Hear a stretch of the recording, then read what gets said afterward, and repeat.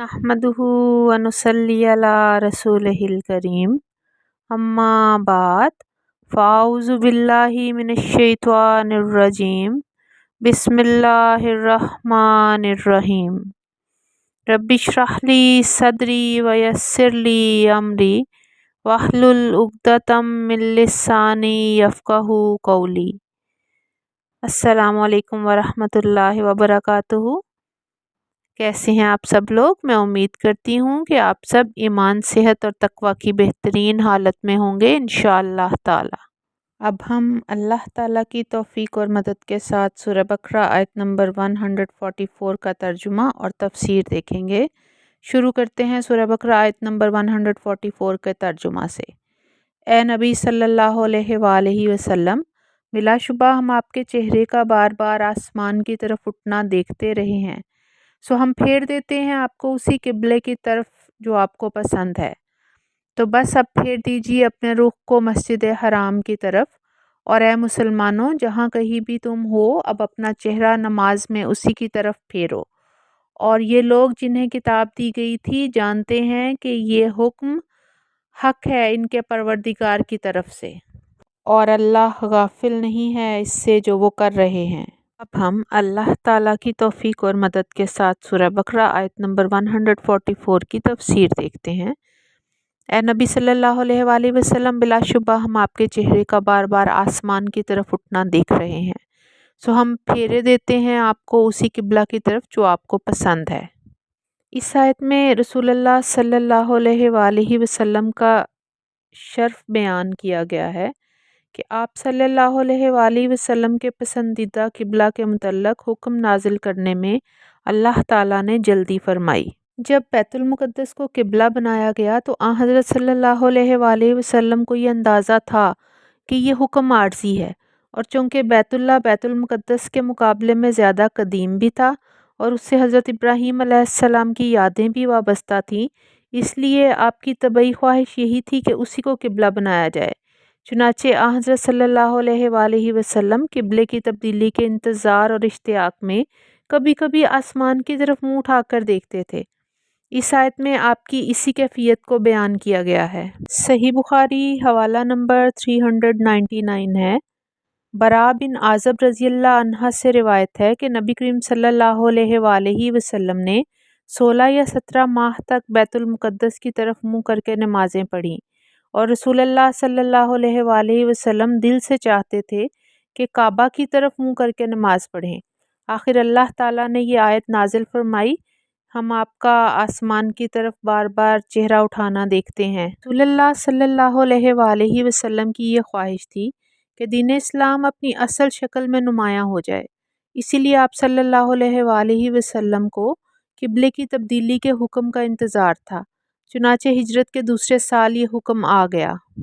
तो बस अब फेर दीजिए अपने रुख को मस्जिद हराम की तरफ, और ए मुसलमानों, जहाँ कहीं भी हो तुम अब अपना चेहरा नमाज में उसी की तरफ फेरो।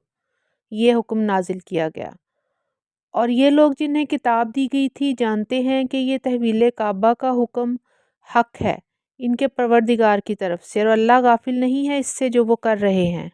यानी अहले किताब अच्छी तरह जानते थे कि किबले की तब्दीली का जो हुक्म दिया गया है वो बिल्कुल बरहक है।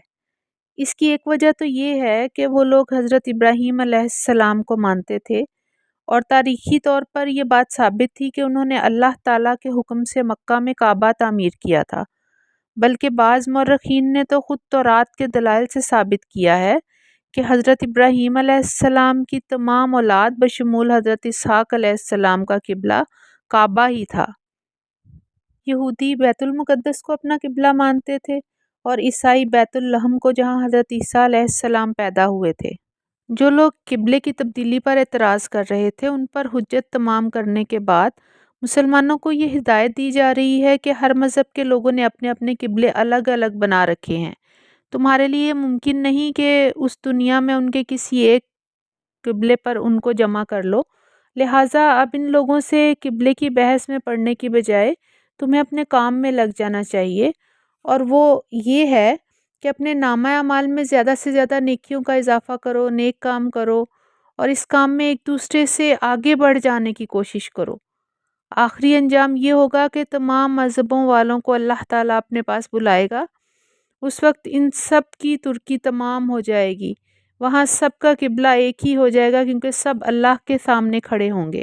اہل کتاب اپنے نبیوں اور اپنی کتابوں کی پیشین گوئیوں کی وجہ سے یہ جانتے تھے کہ آخری نبی آئے گا تو قبلہ بیت اللہ ہو جائے گا۔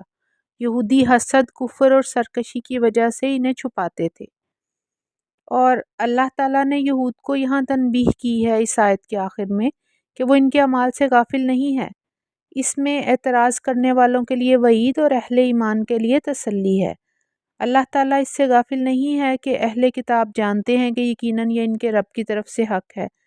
اللہ تعالیٰ نے اس کے توسط سے شعور کو جھنجھوڑا ہے کہ تمہارا معاملہ کسی بے خبر ہستی سے نہیں بلکہ علیم و خبیر رب سے ہے، اس لیے اپنے اعمال کی فکر کرو۔ ہم سورہ بقرہ آیت نمبر 145 کا ترجمہ دیکھیں گے۔ اور اے نبی صلی اللہ علیہ وآلہ وسلم، اگر آپ ان اہل کتاب کے سامنے ہر قسم کی نشانیاں پیش کر دیں تب بھی یہ آپ کے قبلے کی پیروی نہیں کریں گے، اور نہ ہی اب آپ پیروی کرنے والے ہیں ان کے قبلے کی، اور نہ ہی ایک دوسرے کے قبلے کی پیروی کرنے والے ہیں۔ اور اے نبی، بالفرض اگر آپ نے ان کی خواہشات کی پیروی کی اس علم کے بعد جو آپ کے پاس آ چکا ہے تو بلا شبہ آپ بھی ظلم کرنے والوں میں سے ہو جائیں گے، معاذ اللہ۔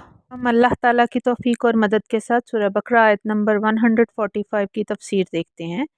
اس آیت میں اللہ تعالیٰ نبی پاک صلی اللہ علیہ وآلہ وسلم کو یہ بتا رہے ہیں کہ آپ جتنے بھی دلائل لے کر اہل کتاب کے پاس جائیں گے قبلے کے بارے میں، وہ آپ کی کسی دلیل سے کچھ نہیں سمجھیں گے، ان پر آپ کی کسی بات کا اثر نہیں ہوگا، اور آپ بھی کیونکہ حق جانتے ہیں اور آپ جانتے ہیں کہ بیت اللہ کو قبلہ بنانا اللہ تعالیٰ کی جانب سے حق ہے، تو آپ بھی کسی صورت ان کے قبلے کی پیروی نہیں کریں گے۔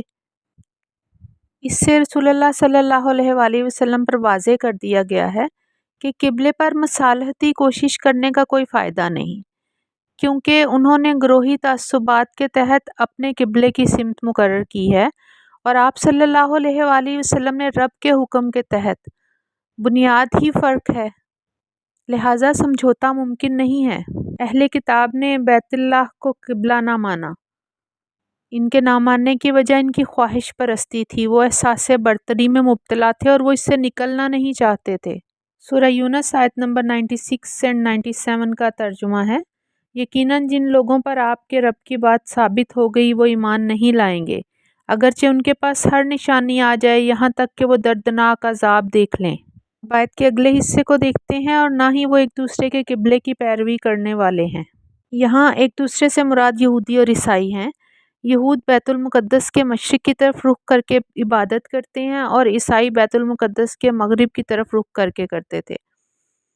اللہ تعالیٰ نے ان کے اعتراضات پر توجہ دلائی ہے کہ مسلمانوں کے قبلے کی تبدیلی پر تو آپ کا موقف ایک ہے، لیکن یہ تو بتاؤ کہ خود ایک دوسرے کے قبلے کی پیروی کرنے کے لیے آپ لوگ کیوں تیار نہیں ہو؟ اس میں بھی کیوں آپ لوگوں کے کسی کی سوچ مشرق کی طرف اور کسی کی مغرب کی طرف ہے، تو خود ایک دوسرے کے قبلے کی پیروی نہیں کرتے۔ اگرچہ یہود و نصارہ سب کا قبلہ یروشلم ہے، لیکن عین یروشلم میں جا کر یہودی ہیکل سلیمانی کا مغربی گوشہ اختیار کرتے تھے اور مغرب کی طرف رخ کرتے تھے، جبکہ نصارہ مشرق کی طرف رخ کرتے تھے، اس لیے کہ حضرت مریم علیہ السلام نے جس مکان میں اعتکاف کیا اور جہاں فرشتہ ان کے پاس آیا تھا وہ ہیکل کے مشرقی گوشے میں تھا، جس کے لیے قرآن حکیم میں مکاناً شرقین کا لفظ آیا ہے۔ عیسائیوں نے اسی مشرقی گھر کو اپنا قبلہ بنا لیا۔ اب ہم آیت کے آخری حصے کی طرف بڑھتے ہیں۔ اور اے نبی صلی اللہ علیہ وآلہ وسلم، بالفرض اگر آپ نے ان کی خواہشات کی پیروی کی اس علم کے بعد جو آپ کے پاس آ چکا تو بلا شبہ آپ بھی ظلم کرنے والوں میں سے ہو جائیں گے، معاذ اللہ۔ ہاں، نبی پاک صلی اللہ علیہ وآلہ وسلم سے کہا جا رہا ہے کہ اگر آپ نے ان کی خواہشات کی پیروی کی، یعنی اہل کتاب کی یہ خواہش ہے کہ نبی صلی اللہ علیہ وآلہ وسلم ان کے قبلے کو اختیار کر لیں، ان کی یہ خواہش بھی تھی کہ نبی کریم صلی اللہ علیہ وآلہ وسلم ان کے دین کی پیروی کر لیں، تو یہ کہا جا رہا ہے کہ اگر آپ نے ان کی خواہش کو پورا کیا اس علم کے بعد، یعنی کہ اسلام کے علم کے بعد قرآن کے علم کے بعد، یعنی جب اللہ تعالیٰ کا حکم آ چکا، آپ صلی اللہ علیہ وآلہ وسلم وحی کے پابند تھے، اور آپ صلی اللہ علیہ وآلہ وسلم وحی کے پابند ہونے کی وجہ سے ان کے قبلے کو اختیار نہیں کر سکتے تھے، کیونکہ اگر وہ اختیار کرتے تو یہ نافرمانی ہوتی، اور نافرمانی ظلم ہے۔ اب ہم اللہ تعالیٰ کی توفیق اور مدد کے ساتھ سورہ بقرہ آیت نمبر 146 کا ترجمہ دیکھتے ہیں۔